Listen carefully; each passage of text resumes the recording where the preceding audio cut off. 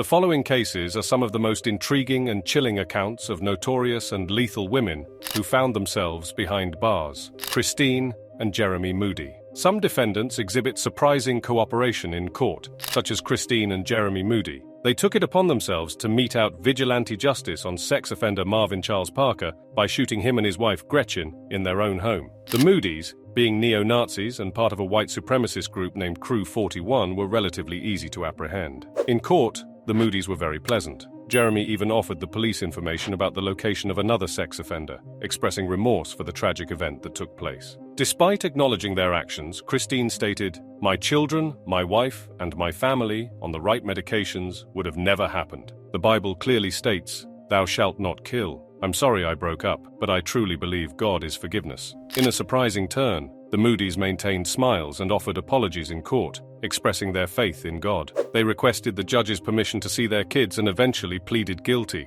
Their unusual display of affection, kissing in court, was perhaps their last moment of intimacy, as both received consecutive life sentences. A grim breakup. Michelle Blair, threatened with eviction. Michelle Blair declined to secure employment. However, the shocking discovery in her home was deeply disturbing. The bodies of Stephen and Stoney Blair were found inside a freezer, suggesting they had been deceased for 3 years. Michelle faced arrest and trial for murder. Her defense claimed she was eliminating demons that had supposedly sexually violated her children, making her struggle with mental health rather apparent. During the court proceedings, Michelle Blair displayed a remorseless and nonchalant attitude, even interrupting the judge multiple times. The gruesome nature of the killings, involving suffocation, skinning, forced ingestion of Windex and scalding with boiling water, came to light. Michelle boldly admitted to the judge that she would repeat the acts, but her fate was sealed with a life sentence in prison. She was sentenced to the Michigan Department of Corrections, facing life without the possibility of parole. Sandra Lane. 17-year-old Jonathan Hoffman was residing with his 75-year-old grandmother, Sandra Lane, in Detroit, Michigan.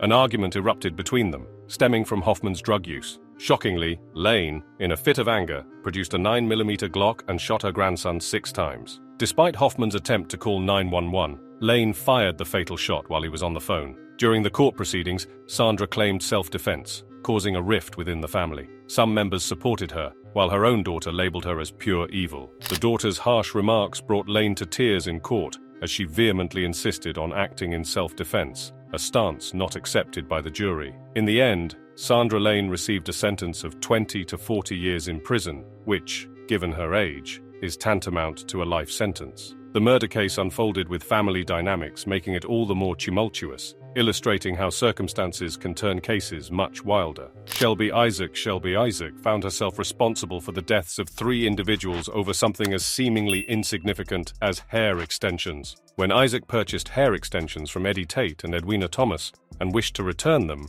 her complaint escalated dramatically. She resorted to shooting both Tate and the then-pregnant Edwina, leading to the tragic death of their unborn child. Isaac initially had her charges dropped, but they were later reinstated by a grand jury. In court, she struggled to face reality, collapsing onto the floor under the table. While some believed it might be an act, the judge and jury proceeded with their proceedings as if nothing had occurred. In the end, Isaac was sentenced to 30 years in prison for her crimes, where the courtroom carpet she lay on during the trial would be replaced by the cold floor of a prison cell. Alison Weaver. It's astonishing to consider that some crimes can be deemed worse than murder, as demonstrated by Alison Weaver in Oakland County, Michigan. A woman found herself subjected to terror and acts of cannibalism when she went home with Weaver. Under the influence of drugs and alcohol, Weaver attempted to seduce her, leading to the victim being in the bathtub with bite and strangling marks, and her ear partially bitten off, all while enduring sexual assault. In court, the woman tearfully recounted the horrifying experience,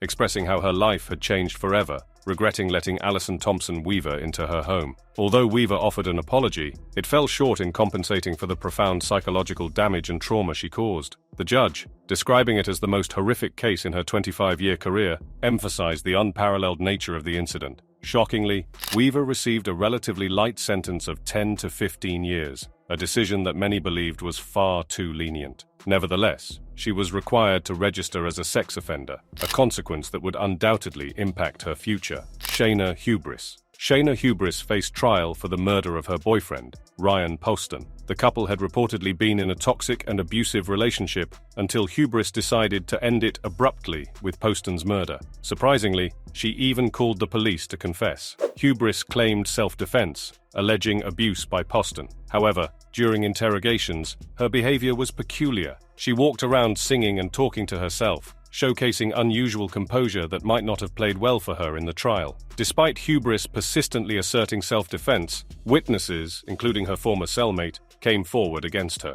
She was ultimately sentenced to 40 years in prison with the possibility of parole after 34 years. However, a dramatic turn occurred when it was revealed that a jury member was a felon. This led to a re-examination of the case. Despite the twist, Hubris did not escape severe consequences. She received a life sentence but with the chance of parole after 17 years. Tatiana Welch. In the vicinity of Grand Rapids, Michigan, a 10-month-old child tragically lost her life due to a combination of malnutrition and the presence of THC in her system. Shockingly, the perpetrators turned out to be none other than the child's parents, Seth and Tatiana Welch. Inside the couple's residence, deplorable conditions prevailed, characterized by mold, vermin, and an overall environment unsuitable for anyone, especially a child. When their daughter Mary was suffering from malnutrition, the Welches, driven by unusual religious beliefs, adamantly refused medical assistance until it was too late, resulting in Mary's death. Seth faced a charge of homicide felony murder, leading to a life sentence without the possibility of parole. Tatiana, on the other hand, appeared seemingly unaware and claimed to have no knowledge of what caused Mary's demise. She also asserted that Seth's alleged abuse prevented her from adequately caring for her child. Despite these claims, both Seth and Tatiana received life sentences in prison without any chance of parole for the murder of their daughter. Allison Weaver. It's astonishing to consider that some crimes can be deemed worse than murder, as demonstrated by Allison Weaver in Oakland County, Michigan. A woman found herself subjected to terror and acts of cannibalism when she went home with Weaver. Under the influence of drugs and alcohol, Weaver attempted to seduce her, leading to the victim being in the bathtub with bite and strangling marks, and her ear partially bitten off, all while enduring sexual assault. In court, the woman tearfully recounted the horrifying experience, expressing how her life had changed forever, regretting letting Allison Thompson Weaver into her home. Although Weaver offered an apology, it fell short in compensating for the profound psychological damage and trauma she caused. The judge, describing it as the most horrific case in her 25-year career,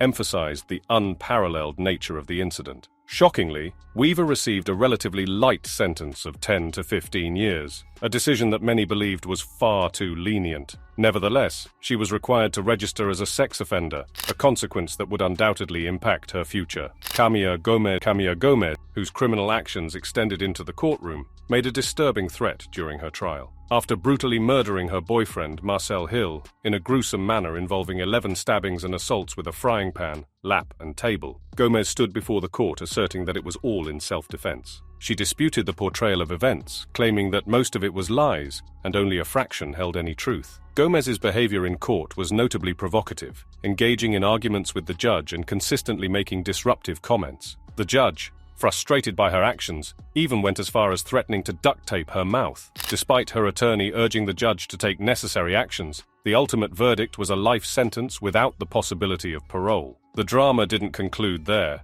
as Gomez managed to provoke the judge one last time, leading him to express his strong sentiments. He openly disagreed with the family, stating, "I hope you die in prison," solidifying the severe consequences awaiting Gomez on the opposite end of her disruptive behavior. What do you think of these female criminals? Let us know your thoughts in the comments below, and make sure to subscribe for more videos like this.